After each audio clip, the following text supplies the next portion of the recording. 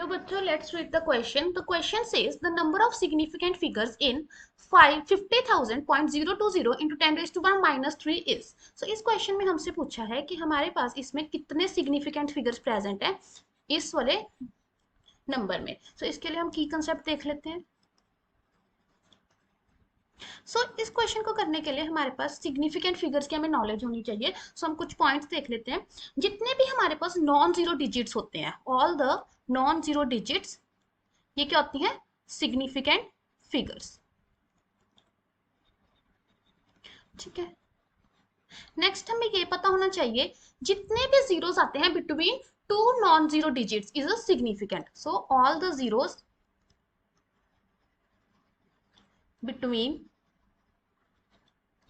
To non zero digits, so ये भी हमारे पास क्या होती हैं? Significant figures. नेक्स्ट है जितने भी हमारे जीरोस डेसिमल के एंड में होते हैं, so all the zeros that are right to the decimal,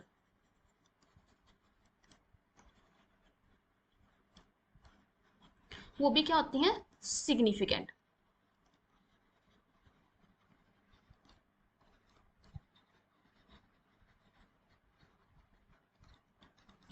next है अगर हमारे पास कुछ भी 10 रेज़ टू पावर माइनस में होता है या 10 रेज़ टू पावर प्लस में होता है, वो हमारे पास क्या होती है? Non significant.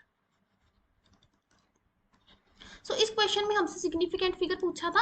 अगर हम इसमें देखें हमारे पास क्या है? 500000.020 into 10 raise to power minus 3.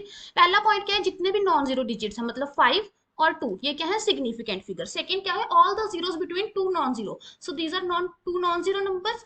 इसके बीच में जितनी भी जीरोस आएंगे वो क्या है? सिग्निफिकेंट. थर्ड क्या है? All the zeros right to decimal. Decimal के राइट में कितनी जीरो है? एक. ये भी क्या है? सिग्निफिकेंट. और अगर कुछ हमें इस तरह से पावर में दिखता है तो ये क्या है?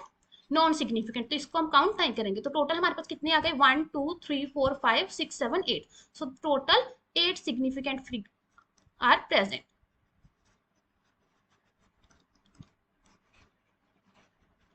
Hope you find the answer. Best of luck.